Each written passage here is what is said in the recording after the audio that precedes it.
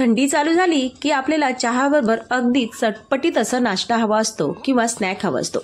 तर आज मी एक मस्त असा वेगळ्याच पद्धतीचा पदार्थ तुम्हाला मी बनवून दाखवणार आहे, जो आपण स्नॅक म्हणून वापर करू शकतो। तर ही रेसिपी अजिबात पाहायला विसरू नका, शेवटपर्यंत नक्की पहा आणि आवडली तर जास्तीत जास्त शेअर करा, चॅनलला सबस्क्राइब करा। तर आता आपण इथे एक बाउल घेतलेला आहे आणि हे आहेत वालाचे दाणे। तर वालाचे दाणे घेताना हे उकडून घेतलेले वालाचे दाणे आहेत, कारण की इथे मी शेंगा आणलेल्या गावठी शेंगा मिळाल्या मला, तर त्या वालाच्या शेंगा मी उकडून घेतलेल्या आहेत। त्यात मीठ टाकलं होतं, त्यामुळे मला परत मीठ टाकायची गरज नाही। तर इथे मी उकडून घेतलेले वालाचे दाणे घेतलेले आहेत एक वाटी। एका बाउलमध्ये हे सर्व ओतून घेते। आपल्याला हा स्नॅक मस्तपैकी कुरकुरीत अगदी बनवून घ्यायचा आहे। त्यासाठी आपण इथे हे एक वाटी वालाचे दाणे घेतलेले आहेत। त्यामध्ये आता इथे मी 2 टीस्पून घेतलेले आहेत कॉर्नफ्लॉवर, 2 टीस्पून घेतलेले आहेत तांदळाचं पीठ किंवा पीठ। तर आता हे सर्व मिक्स करून घ्यायचं आहे चांगलं, म्हणजे काय होईल, हे व्यवस्थित असे जे आपण दाणे घेतलेले आहेत वालाचे दाणे, जे चांगले असे शिजून तर घेतलेलेच आहेत अगोदर, त्यामुळे आता आपल्याला शिजवायची गरज नाही पडली। आपण त्याला चांगलं कोट करून घ्यायचं आहे, कारण आपण पुढे जी प्रोसिजर करणार आहोत त्याच्यामध्ये ही कोट केलेलेच आपल्याला कुरकुरीतपणा देणार आहे। त्यामुळे इथे व्यवस्थित कोट करून घ्यायचं आहे ह्या कॉर्नफ्लॉवरनी आणि तांदळाच्या पिठाने। गॅसवर ठेवलेलं आहे तेल, कारण अगदी साधी सोपी रेसिपी आणि पटकन होणारी अशी रेसिपी आणि अगदी चविष्ट रेसिपी, परत परत कराल ही नक्की गॅरंटी आहे मला। तर आता इथे तेल गरम झालं का पाहण्यासाठी एक मी दाणं सोडून घेतलेलं आहे। आता हे सर्व जे सगळं कोट केलेले दाणे आहेत ते थोडे थोडे करून ह्यामध्ये टाकून छान असे आपण फ्राय करून घेणार आहोत। तर ही आहे पहिली स्टेप।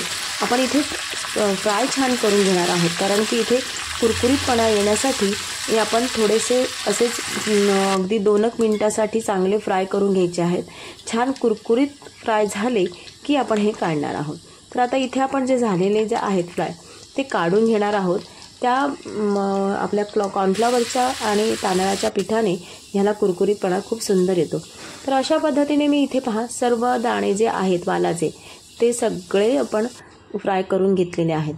आता इथे एक भांडं घेतलेलं आहे, परत त्या भांड्यामध्ये किंवा कढईमध्ये परत अगदी अर्धा टीस्पून, जास्त तेल टाकायचं नाही, अर्धा टीस्पून तेल गरम करायला ठेवलेलं आहे गॅसवर। इथे मी 8 ते 9 लसणाच्या पाकळ्या घेतल्यात, अगदी ठेचलेलं नाही, सालं नाही काढलेली, डायरेक्टली मी इथे फोडणीला टाकलेलं आहे। थोडी फोडणी त्याला द्यायची आहे, कारण की लसणाचं स्मेल खूप सुंदर येते ह्या स्नॅकला। तुम्ही हा स्नॅक कराल तर नक्की मला कमेंट्समध्ये सांगा की कशी झाली आणि आवडलं का आणि कुठून पाहता येते। तर आता इथे मी कढईमध्ये हळद अगदी अर्धा टीस्पून टाकत आहे आणि त्याचबरोबर घरातीलच मसाला मी ह्यामध्ये टाकत आहे। तुम्हाला तिखट किती आवडते त्याप्रमाणे तुम्ही ॲडजस्ट करू शकता। तर मी इथे अर्धा टीस्पून टाकलेले आणि जे आपण हे वाल क्रिस्पी करून घेतलेले आहेत ते ह्यामध्ये टाकलेले आहेत, ते सुद्धा ह्यामध्ये छान असे परतून आता घ्यायचे आहेत। म्हणजे काय होईल, हे जो मसाला आहे आणि हळद आहे ते चांगली ह्याला लागेल। मीठ तर अगोदर आपण उकडताना वालाच्या शेंगांना टाकलेलंच होतं, त्यामुळे मिठाची टाकण्याची गरज नाही। जर तुम्हाला कमी वाटलं तरच तुम्ही इथे टाकू शकता।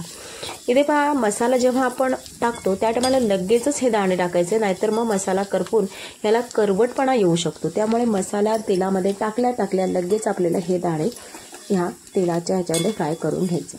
तर आता इथे पहा, मस्त असं कुरकुरीत असे आपले वाल्याचं चाट तयार होणार आहेत किंवा वालाच्या दाण्याचे कुरकुरीत क्रिस्पी असे दाणे तयार होणार आहेत। तर इथे मी टाकलेला आहे चाट मसाला।